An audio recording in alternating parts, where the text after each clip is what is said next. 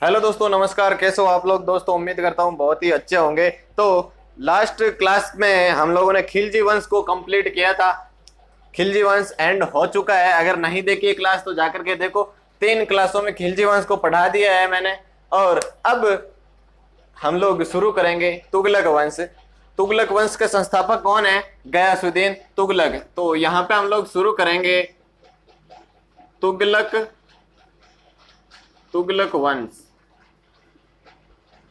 तुगलक वंश कौन सा वंश? तुगलक। अरे तुगलक वंश सबसे ज्यादा सल्तनत काल में सबसे ज्यादा राज करने वाला वंश यही था, तुगलक वंश। इसके बारे में ये बात आपको ध्यान में रखनी है। ये 1320 से 1414 तक। कहां तक? 1320 से 1414 तक, लगभग 94 ईयर्स 94 ईयर्स तक दिल्ली सल्तनत पर इस वंश ने राज किया था। ये बात बिल्कुल ध्यान में रखनी है। क्वेश्चन आ सकता है विशेष तौर से पटवार, एनटीपीसी और ग्रुप डी के लिए। तो अब क्लास शुरू करने से पहले आप सभी लोगों को मैं बता दूं,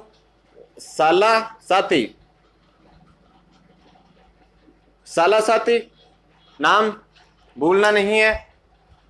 प्ले स्टोर पे जाकर के सर्च करो, ऐप मिल जाएगा आपको साला साथी। लिंक डिस्क्रिप्शन में, वहां से भी आप डाउनलोड कर सकते हो डायरेक्ट। 5 अगस्त को लाइव टेस्ट होने वाला है। पटवार, group D, NTPC, Rajasthan police और एसएससी, 5 कंपटीशन का लाइव टेस्ट होगा एक साथ। तो ऐप को डाउनलोड करना है, बिल्कुल फ्री में लाइव टेस्ट है, तो कोई दिक्कत नहीं है, सब कुछ फ्री में है। तो अब हम लोग अपनी क्लास पे ध्यान देते हैं। बाकी ये सब हो चुका है अपना। तो यहाँ पे इस वंश को क्या कहा जाता है? यहाँ पे एक स्टार लगा के लिखो, कराना वंश भी कहा जाता है। इस वंश को कराना वंश भी कहा जाता है। कराना वंश की संज्ञा दी गई है। इस तुगलक वंश को क्यों दी गई है? तुगलक वंश का संस्थापक कौन है? गयासुद्दीन तुगलक। ये सब आपको पता है। गयासुद्दीन तुगलक का पिता जो था ना, वो कराना नस्ल का तुर्क था। कौन था? गयासुद्दीन तुगलक का पिता कराना नस्ल का तुर्क था, इसलिए इस वंश को कराना वंश की संज्ञा दी गई है। ये बात आपको ध्यान रखनी है तुगलक वंश के बारे में। तो अब तुगलक वंश की जानकारी मैंने आपको नॉर्मल दे दी। अब हम लोग शुरू करते हैं इसके संस्थापक के बारे में। यहां पे लिखो आप, संस्थापक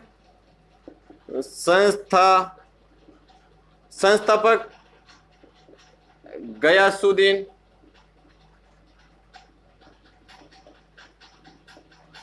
तुगलक। गयासुद्दीन तुगलक, इसका जो पिता था ना, वो क्या था? कराना नस्ल का तुर्क था, इसलिए तुगलक वंश को कराना वंश कहा जाता है। तो ये बात आपको ध्यान रखना है। इस इतने से, मतलब 4 लाइन से आपको 4 क्वेश्चन बन सकते हैं एग्जाम से, तो याद रखना है इस चीज को। चलिए अब हम लोग यहाँ पे अपने आगे चलते हैं। और ये 1320 से 1414 तक खिलजी वंश के बाद में ये वंश शुरू हुआ था। यहाँ पे फिर से लिख देते हैं 1320 से 1414। तो ये यहां तक राज करता है। और अब इसका सबसे प्रथम सुल्तान का नाम लिखो यहाँ पे। पहला इसका सुल्तान कौन था? गयासुद्दीन तुगलक। गयासुद्दीन तुगलक। तो गयासुद्दीन तुगलक ने तुगलक वंश की स्थापना की थी। ये कहां तक राज करता है? ये 1320 से 1325 तक। 1320 से 1325 तक ये राज करता है। और ये है कौन? ये दीपालपुर का गवर्नर था। ये दीपालपुर का गवर्नर, दीपालपुर का गवर्नर था ये।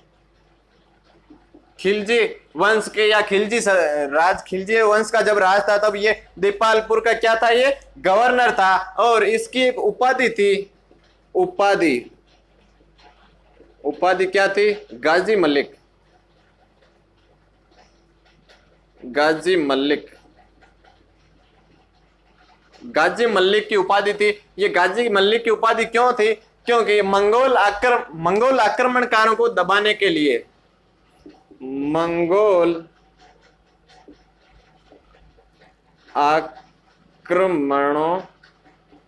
आक्रमणकारों को दबाने के लिए, आक्रमणों या आक्रमणकारों को दबाने के, आक्रमणों लिख दो आप यहां पे, आक्रमणों लिखो, सही लगेगा ये, मंगोल आक्रमणों को दबाने के लिए। अब एक कंफ्यूजन हो सकती है यहां पे, सबसे ज्यादा मंगोल आक्रमण किसने दबाए थे? अरे फिरोज खिलजी ने, जलालुद्दीन फिरोज खिलजी ने सबसे ज्यादा मंगोल आक्रमण दबाए थे। लेकिन इसकी जो ये गाजी मलिक की इसको जो उपाधि थी ये क्यों दी गई? केवल मंगोल आक्रमण को दबाने के लिए बस। सबसे ज्यादा तो फिरोज खिलजी ने दबाए थे। तो ये बात आपको यहाँ पे ये लाइन याद रखनी है और ये काफी इंपॉर्टेंट लाइन है और ये इसकी उपाधि थी। और अब इसकी मदर के बारे में लिखो। इसकी माता कौन थी? माता पंजाब की जाट महिला थी। इसकी माता कौन थी? पंजाब की जाट महिला। गयासुद्दीन तुगलक की माता कौन थी? पंजाब की जाट महिला थी। और इसका पिता कौन था? पिता था बलबन का तुर्कदास था। इसका पिता कौन था? बलबन का तुर्कदास। बलबन का तुर्कदास था। कराना नस्ल का तुर्क था ये और वो बलबन का दास था। इसकी माता कौन थी? पंजाब की जाट महिला थी। ये बात आपको यहाँ पे ध्यान रखनी है। अब यहाँ पे हम लोग पढ़ेंगे इसके सैन्य अभियान। क्या पढ़ेंगे? सैन्य अभियान। तो यहाँ पे इसको नोट करो और स्क्रीनशॉट ले लो जो भी आपकी सुविधा है। तो यहाँ पे मैं इसको मिटाता हूं और एक बार लाइक कर दो क्लास को। बहुत ही बेहतरीन शानदार तरीके से चल रही है। तो लाइक करो, शेयर करो, एक छोटा सा एक बार शेयर कर दो, फिर हम लोग देख लेंगे सब कुछ। तो यहाँ पे इसके लिखो सैन्य अभियान। सैन्य अभियान, सैन्य अभियान। देखो यहाँ पे आपको आधे घंटे में जो भी पढ़ाया जाता है ना वो अच्छी तरह से याद करो। एग्जाम में बहुत ही तगड़े तगड़े क्वेश्चन बनेंगे। तो यहाँ पे आधा घंटा अगर आप देते हो तो समझ लो आपका 1 घंटा बच जाता है। क्योंकि यहाँ पे अगर आप पढ़ते हो तो आपको रिवीजन करने की कोई जरूरत ही नहीं पड़ेगी मेरे हिसाब से। तो यहाँ पे मैंने देखे हैं 2-3 को। तो इसके सैन्य अभियान हम लोग पढ़ेंगे। तो सबसे पहला सैन्य अभियान तो ये कब हुआ था? ये 1321 में। सबसे पहला सैन्य अभियान 1321 में। 1321 में तेलंगाना या वारंगल अभियान। तेलंगाना,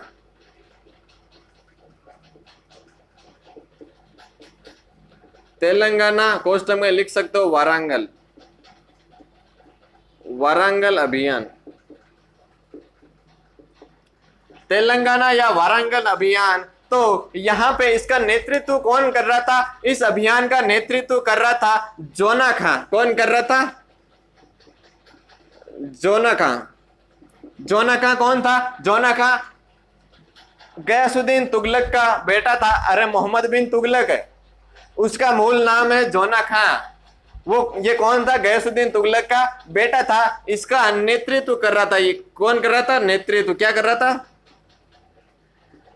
नेतृत्व कर रहा था जोना खां। और यहाँ का राजा कौन था? सबसे पहले तो एक प्रताप रुद्रदेव। प्रताप रुद्रदेव यहाँ का राजा था। ये बात इंपॉर्टेंट है। एक बात सन याद रखो, उसका स्थान याद रखो, राजा का नाम याद रखो, फिर जो इंपॉर्टेंट बातें होती है वो याद रखो। कोई भी क्वेश्चन आप कर लोगे इस यहां से जो भी क्वेश्चन आएगा। और ये जो अभियान है ना ये इनका असफल रहा। ये बात आपको यहां पे ध्यान रखनी है। प्रथम अभियान, गयासुद्दीन तुगलक का प्रथम अभियान 1321 में तेलंगाना वारंगल अभियान, वहां का राजा था प्रताप रुद्रदेव, जो असफल रहा। किसके नेतृत्व में? जोना खां यानी मोहम्मद बिन तुगलक के नेतृत्व में, जो गयासुद्दीन तुगलक का बेटा था। इतना अच्छे से पढ़ा रहा हूं तो याद रखा करो यार, बहुत ही शानदार बेहतरीन तरीके से।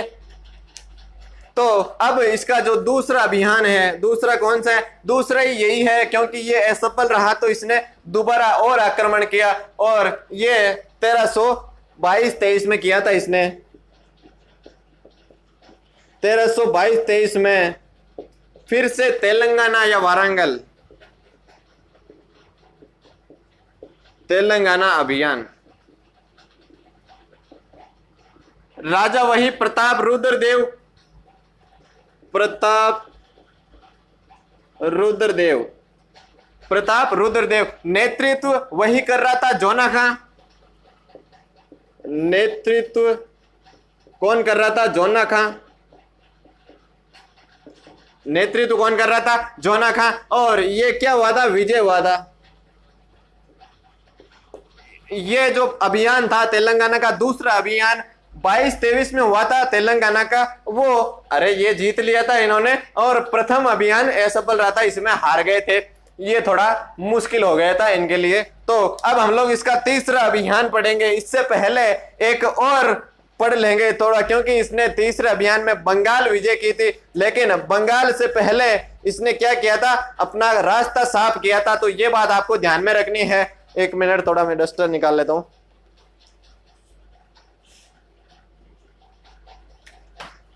अब हम लोग यहाँ पे बंगाल विजय पढ़ने से पहले बिहार को भी इसने जीता था, क्योंकि वहां पे रास्ता साफ किया था इसने। तो अब हम लोग क्या पढ़ेंगे? सबसे पहले तो बंगाल विजय से पहले एक चीज स्टार लगा के आप लिख सकते हो, उत्तरी बिहार विजय। यहाँ पे स्टार लगा के लिखो उत्तरी बिहार विजय। और ये 1323 में,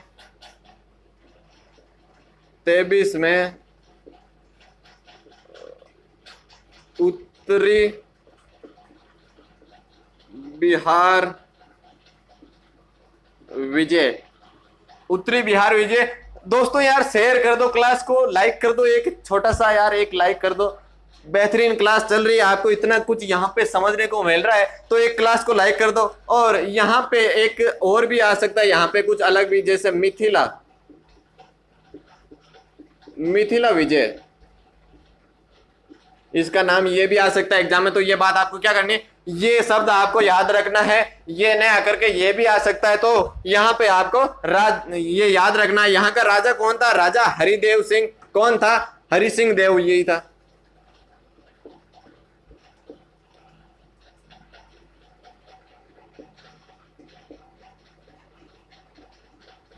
राजा ये था यहाँ का कौन था? ये राजा। ये बात आपको ध्यान रखनी है। दोस्तों पीडीएफ बन रही है पूरे चैप्टर की, आपको दिल्ली सल्तनत की कंप्लीट पीडीएफ मिल जाएगी। जब ये सारे वंश पूरे होंगे ना, तो दिल्ली सल्तनत की एक संपूर्ण पीडीएफ आपको मिल जाएगी। उससे पहले छोटे छोटे टुकड़ों में कोई मतलब नहीं होता है। तब तक आप पूरी दिल्ली सल्तनत पढ़ो कंप्लीट। जैसे ही हुई आपको पीडीएफ मिल जाएगी। पीडीएफ साथ ही साथ टाइप हो रही है। तो आपको यहाँ पे ये चीज याद रखनी है, क्योंकि इसने बंगाल विजय किया था, तीसरा अभियान था।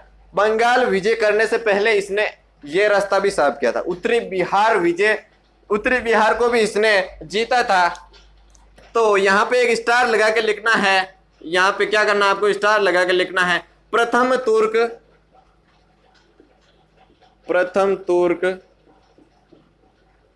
जिसने क्या किया था? जिसने बिहार को भी जीता था,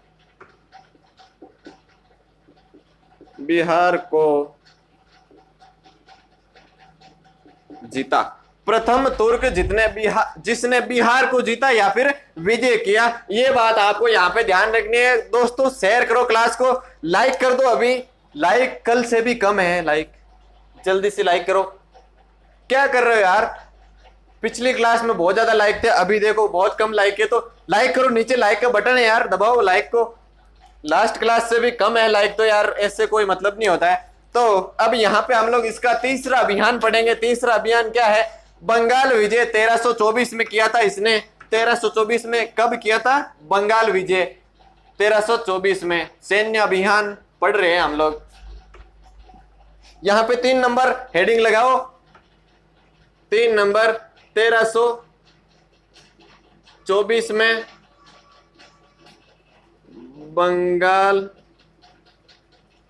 बंगाल विजय, बंगाल विजय, ये बात आपको यहाँ पे ध्यान रखनी है। 1324 में हुआ था, ये काफी इंपॉर्टेंट सन है और यहाँ पे इसने केवल बंगाल विजय कर ली थी। 1324 में क्या किया था? बंगाल विजय।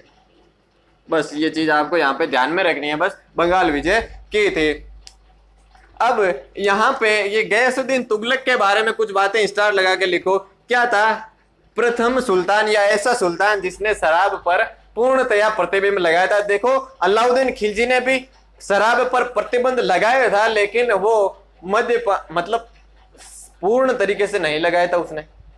इसने उत्पादन पर, पीने पर सब जगह बैन लगा दिया था, प्रतिबंध लगा दिया था। तो यहाँ पे लिखो शराब पर पूर्णतः प्रतिबंध, शराब पर पूर्णतः प्रतिबंध लगाने वाला यही सुल्तान था। ये बात आपको यहाँ पे ध्यान में रखनी है। और एक मैंने पढ़ाया था आपको बरीदे मुमालिक। क्या पढ़ाया था? बरीदे मुमालिक, आपको याद होगा गुप्तचर विभाग था। गर्मी हो रही है यार दोस्तों। बरीदे मुमालिक क्या था? बरी ए मुमालिक, बरीदे मुमालिक, ये आपको याद है ये क्या था? ये गुप्तचर विभाग था।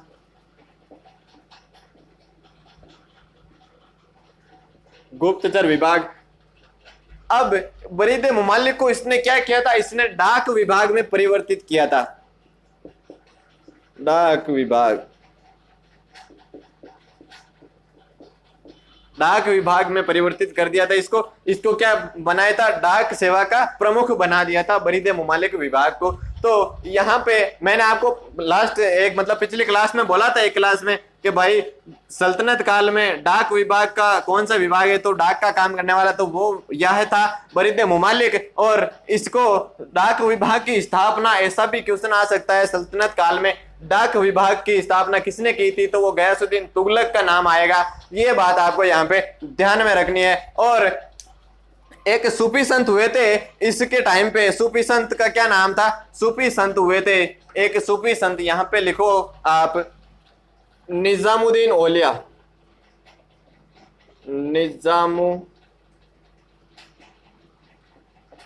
निजामुद्दीन औलिया। निजामुद्दीन औलिया कौन थे? ये एक सूफी संत थे सल्तनत काल में। इसके गयासुद्दीन तुगलक के टाइम पे ही थे ये। तो इन्होंने क्या कहा था? मतलब सुल्तान की और निजामुद्दीन औलिया की बनती नहीं थी, मतलब वो आप समझ सकते हो। तो इनकी बनती नहीं थी, तो ये क्या किया था? सुल्तान ने बंगाल विजय से लौटते वक्त निजामुद्दीन औलिया को खबर भिजवाई थी, या कह सकते हो आप कुछ भी नोटिफिकेशन दी थी कि औलिया तू मेरे दिल्ली आने से पहले दिल्ली छोड़कर भाग जा। तो इन्होंने क्या कहा था? इन्होंने कहा था, इन्होंने एक लाइन कही थी, हुनूज दिल्ली दुरस्त। क्या कही थी? हुनूज दिल्ली दुरस्त। इस पेन से लिखते हैं, हुनूज दिल्ली दुरस्त। हुनूज दिल्ली दुरस्त,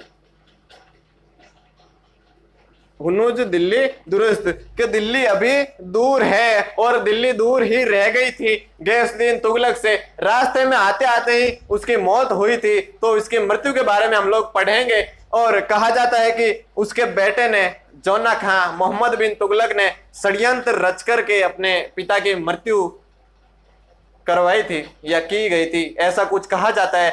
मैंने सुना है ऐसा, लेकिन हम लोग यहाँ पे पढ़ेंगे इसकी मृत्यु के बारे में। तो यहाँ पे आप इस चीज को नोट कीजिए जो मैंने लिखा है। ये मैंने 2-3 मेन पॉइंट लिखा है। ये इसका क्या है? निजामुद्दीन औलिया का वाक्य है। ये वाक्य किसने कहा था? निजामुद्दीन औलिया ने कहा था। निजामुद्दीन औलिया कौन थे? दिल्ली के सूफी संत थे। तो आप सबको पता है ये तो। तो हुनूज दिल्ली दुरुस्त यानी दिल्ली अभी दूर है, तो दिल्ली वास्तव में या सच में ही दिल्ली दूर रह गई थी गयासुद्दीन तुगलक से। तो अब यहाँ पे हम लोग उसकी मृत्यु के बारे में बात करेंगे। मृत्यु कैसे हुई? तो मृत्यु हुई थी इसकी 1325 में। तो यहाँ पे हेडिंग लगाओ मृत्यु कब हुई थी? 1325 में। कैसे हुई थी ये हम लोग यहाँ पे पढ़ते हैं। तो बंगाल विजय से लौटते वक्त अफगानपुर के निकट, कहां पे? अफगानपुर के निकट लकड़ी के महल के नीचे दब करके उसकी मृत्यु हो जाती है गयासुद्दीन तुगलक की। और लिखो, यहां पे आप लिख सकते हो, लिखो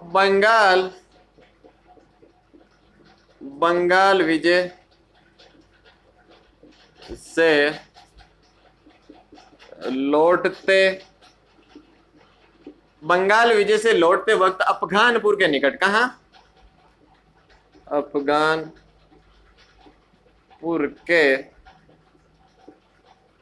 अफगानपुर के निकट लकड़ी के महल या जोना खां द्वारा निर्मित, ऐसे लिख दो आप, जोना खां द्वारा निर्मित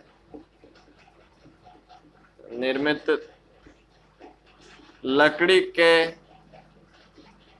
महल के नीचे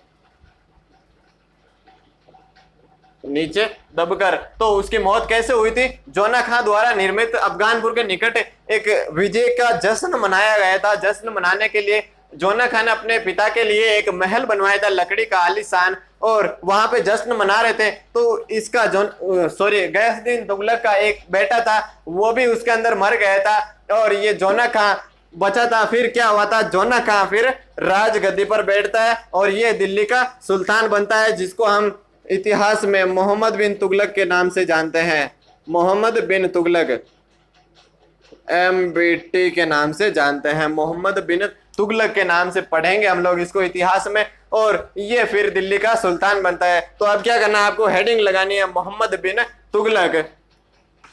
चलिए इसकी हेडिंग लगाइए मोहम्मद बिन तुगलक। दोस्तों शेयर करो वीडियो को, क्लास को शेयर कर दो जल्दी से, और बता दो सबको कि साला साथी पर लाइव क्लास चल रही है। और लाइक करो, लाइक बिल्कुल कम है। क्या कर रहे हो? ये कोई मतलब ही नहीं होता यार ऐसे क्लास करने का। फिर लाइक कर दो, जल्दी से जल्दी लाइक करो और क्लास को शेयर कर दो। और बाकी अगर आपने पिछली क्लासें नहीं देखी तो वो भी देखो, ऐप का लिंक डिस्क्रिप्शन में, उसको भी डाउनलोड करो आप यार। चलो हम लोग अब शुरू करते हैं। मोहम्मद बिन तुगलक या मोहम्मद बिन तुगलक, ऐसे लिखो, मोहम्मद बिन तुगलक। मोहम्मद बिन तुगलक, मोहम्मद बिन तुगलक। मोहम्मद बिन तुगलक के बारे में हम लोग यहाँ पे पढ़ेंगे। 1325 से 1351 तक रहा था ये, 25 से 51। मोहम्मद बिन तुगलक 1325 से 1351 तक। इसका मूल नाम क्या था? मूल नाम जोना खां। मूल नाम आपको याद रखना है, मूल नाम जोना खां। अलाउद्दीन खिलजी का मूल नाम क्या था? अली गुरसास्प। क्या था? अली गुरसास्प। और अलाउद्दीन खिलजी की उपाधि क्या थी? द्वितीय सिकंदर। क्यों थी द्वितीय सिकंदर? ये आपको ऑफलाइन कमेंट करके बताना है उसकी ये उपाधि क्यों थी, इसने अपना आप को ऐसा क्यों कहा था। उसके जो 2 सपने थे उनको आपको कमेंट करके बताना है कौन से सपने थे, तो जल्दी से बताइए कमेंट करके। और इसकी उपाधि थी उल्लूग खां। उल्लूग खां, उल्लूग खां की उपाधि थी। ये क्या थी उपाधि? इसके उल्लूग खां की उपाधि थी ये। और एक बात बताओ आप, बलबन को भी दी गई थी उल्लूग खां की उपाधि, किसने दी थी? कमेंट करके बताओ। उल्लूग खां की उपाधि बलबन को किसके द्वारा दी गई थी, ये आपको कमेंट करना है। और अच्छा मैं ये बता दूं, नासिरुद्दीन महमूद के द्वारा दी गई थी बलबन को। उल्लूग खां की उपाधि किसके द्वारा दी गई थी? नासिरुद्दीन महमूद के द्वारा दी गई थी। और ये उल्लूग खां की उपाधि मोहम्मद बिन तुगलक के पास भी थे। तो ये बात आपको ध्यान रखनी है। और ये खिलजी वंश में खुसरो शाह खिलजी के टाइम पर ये अश्वशाला का प्रधान था। ये क्या था? खिलजी वंश में, ऐसे लिखो, खिलजी वंश में अश्वशाला का प्रधान था। अश्वशाला का क्या था? ये प्रधान था, हेड ऑफ हॉर्स यार्ड। ये बात आपको यहाँ पे ध्यान रखनी है। प्रमुख अधिकारी था अश्वशाला का। तो ये मोहम्मद बिन तुगलक के बारे में ये बातें आपको ध्यान रखनी है। और एक विद्वान था जियाउद्दीन बर्नी। जियाउद्दीन बर्नी का नाम सुना होगा आपने। इसने एक किताब लिखी थी, तारीख फिरोज शाही। क्या लिखी थी? तारीख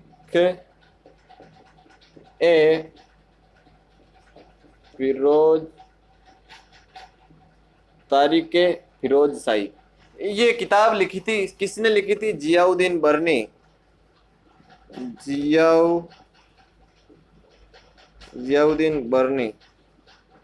जियाउद्दीन बर्नी के द्वारा ये किताब लिखी गई थी, तारीख फिरोज शाही। उसकी इसके अंदर ये जानकारी मिलती है। आपको ये बात ध्यान में रखनी है।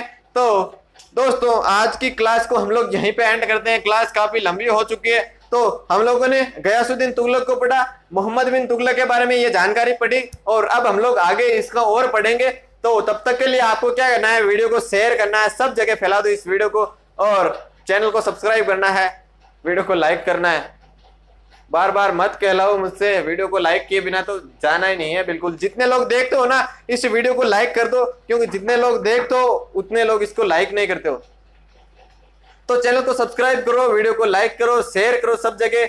और 5 अगस्त को भूलना नहीं है, लाइव टेस्ट होने वाला है। मैं बार बार आपको कह रहा हूँ, ऐप को डाउनलोड कर लो, लाइव टेस्ट उसी पे होगा, बिल्कुल फ्री में होने वाला है। कोई चार्ज नहीं, कोई पैसा नहीं। तो पैसे देने वाली चीजें आप इग्नोर करने लग जाओ, बिल्कुल फ्री में मिलने वाला है। तो कर दो, लाइक कर दो, जल्दी से कर दो। सब लोग लाइक कर दो पहले, बिना लाइक किए जाना ही नहीं है। और मिलते हैं नेक्स्ट क्लास में, तब तक के लिए जय हिंद, वंदे मातरम, धन्यवाद।